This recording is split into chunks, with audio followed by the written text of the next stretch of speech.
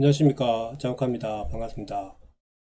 네, 오늘 기사 중에 아파트값 이렇게 잡으면 될 것을 공급 많은 대구 쭈쭈도 미달이라고 합니다. 그래서 그 내용을 한번 보면서 제 이야기를 하도록 하겠습니다. 로또 청약 열풍 식은 대구, 미분양 늘고 청약시장 찬바람이 왔다는 겁니다. 수성구에서도 미분양이 나온다는 거죠. 수성구가 어떤 곳이냐면은 강남보다 더 강남 같은 지역입니다. 강남은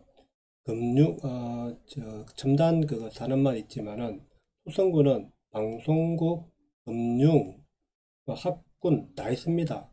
없는 게 없습니다. 수성구는. 그래서 저는 수성구를 강남보다 더 강남 같은 수성구라 합니다. 대구에서 입지에 따른 차이라고는 반론도 있지만은 올 상반기 대구 민간 분양 서울의 5배 공급 폭탄이라 합니다. 자, 공급이 많으면은 가격은 무조건 떨어지게 되어 있습니다. 그런데 왜 서울은 안 떨어질까요? 서울은 누굽니까? 전 시장, 그죠? 박원순 시장이 10년 동안, 9년 동안 서울시장을 하면서 분양 수를 엄청 줄였다는 겁니다. 예? 다행히 대구나 부산은 분양이 계속 늘어났지만은 대구는 서울은 분양을 안 했죠. 그 서울의 뉴타운이란 그걸 했을 때 그때 너무 이제 가격이 떨어질까봐 사람들이 안 한다고 했는데, 근데 그때 막 그 뉴타운 할 때 그죠, 서울에 지금 현 서울시장하고 이명박 대통령이 할 때 그때 했으면은 지금까지 이렇게 아파트 가격이 올라갈 수가 없죠. 왜냐하면 그때 엄청 지었으면은 집값이 더 떨어졌겠죠. 그런데 그걸 그죠, 서민들의 피눈물을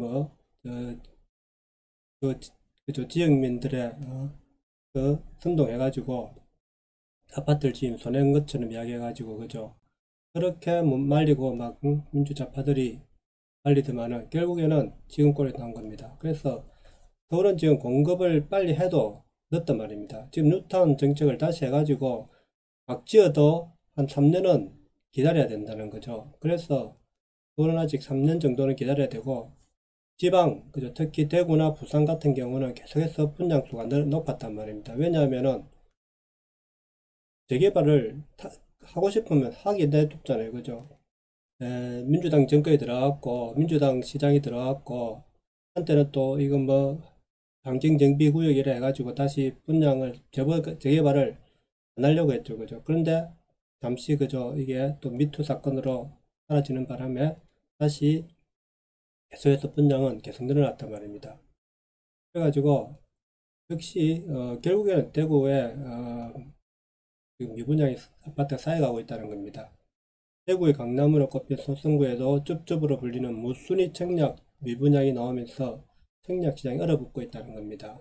이렇게 하면 됩니다. 이렇게 하면 되는데 왜 이때까지 정부는 그 집값을 못 잡아가지고 이렇게 날린지 저는 이해가 안 됩니다. 그죠?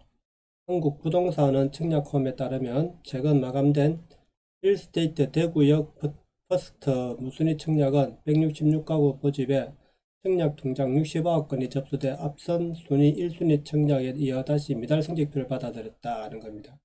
1순위 청약에 이어 다시 미달 성적을 받아들였다는 겁니다. 대구 중구에 들어서는 이 단지는 지난달 진행된 1순위 청약에서 207가구 모집에 청약 통장 196건이 접수되는 데 거쳤다.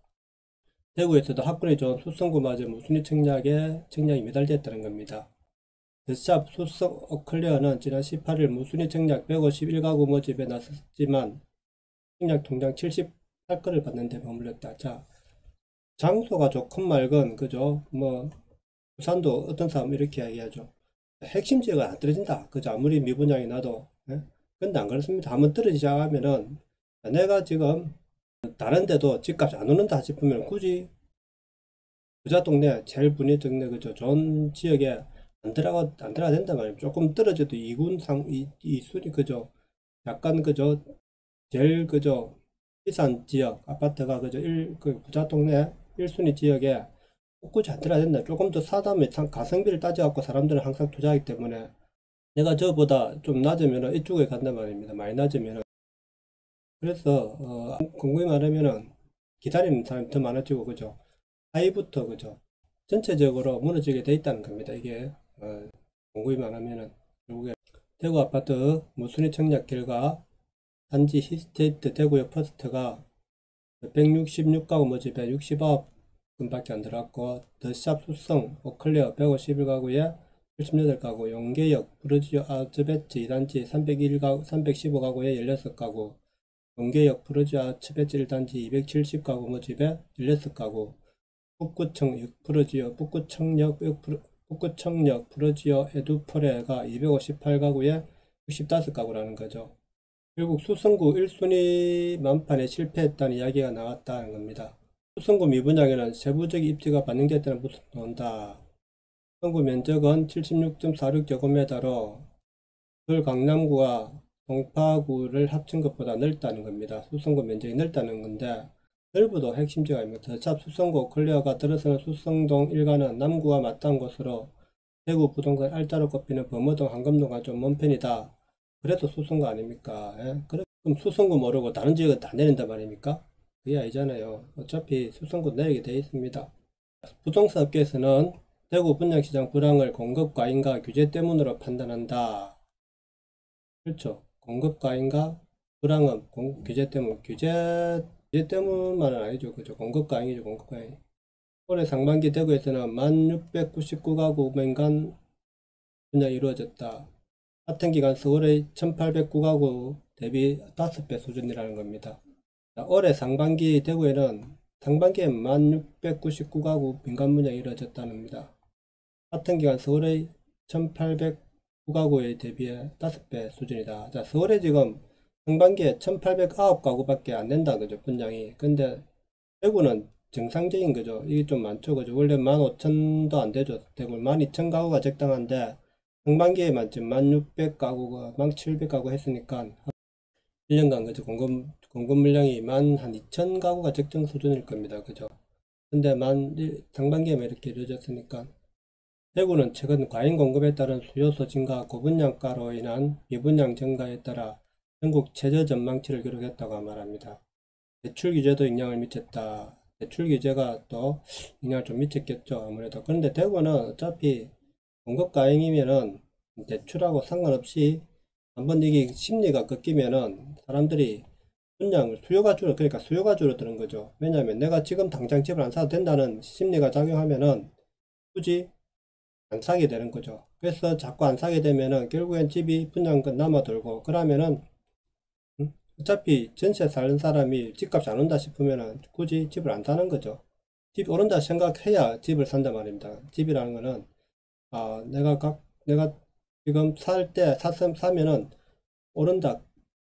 이게 안 오르거나 그냥 그대로 있다. 오르지 않는 이상은 오르지 않는다 생각되면은 절대로 집을 안 사게 돼 있습니다. 다른 데 투자하지 집에 투자할 필요가 없는 거죠. 그냥 전체로 사는 게 내가 더 낫죠. 그래서 집이라는 거는 오를 거다는 심리가 없으면은 오르겠다는 그 심리가 없으면은 결국 떨어지는 거죠. 안 오르면은 무조건 가격은 떨어지게 되어 있습니다. 집을 안 사게 되어 있죠. 왜냐하면 내가 집을 사가지고 최소 1년에 5% 이상은 올려야 된단 말입니다. 최소 5%. 그래야지 내가 투자 금액에 대한 비용을 뽑는 거란 말입니다. 안 오르면은 굳이 집이라는 거는 주택이 낡아가지고 헌집되는데 새집이 헌집되는데 그죠. 그래도 집값이 올라야 된다 우리나라는 그죠. 그런데 헌집이 되면은 감가상각이라는 게 있잖아요. 감가상각이 되면은 결국 집값이 안 오르면 내 비용만 날리는 거죠. 그래서 굳이 내가 집을 살 필요가 없죠. 왜냐하면 내가 전세 살면서 또 이사하면 되니까 그죠. 한 4년마다 또 전세 살다가 입가단 집 전세 살다가 반값에 그죠. 반값에 전세 살다가 또 다른 데 가서 전세 살면 된다. 또 새집 또 놓으면 새집 또 전세 살면 된단 말입니다. 그래서 집값을 잡는 데는 공급이 많으면 된다는 거죠. 이게 심리죠. 심리. 그러니까 수요가 확 줄어드는 거죠. 수요가 확 늘었다가 공급은 그대로라도 수요가 확 늘었다가 수요가 확 줄어드는 거죠. 결국에는 수요가 그죠. 투자 수요는 구미, 김천 등 주변으로 빠져나간 반면 실수요자는 예전처럼 계약금만 갖고 덤빌 수 없으니 청약 통장 사용에 신중해졌다고 설명했다. 아무래도 대출 규제도 좀 작용하겠죠. 그죠. 대출이 안 되는데 어떻게 하겠습니까. 그죠. 무순위 청약 제도도 선봐야 한다는 지적이 나왔다. 장 본부장은 무순위 제도로 묶지 말고 미분양을 처리해 다주택자도 투자하게 되면 시장이 더 원활하게 돌아갈 것이라고 말했다.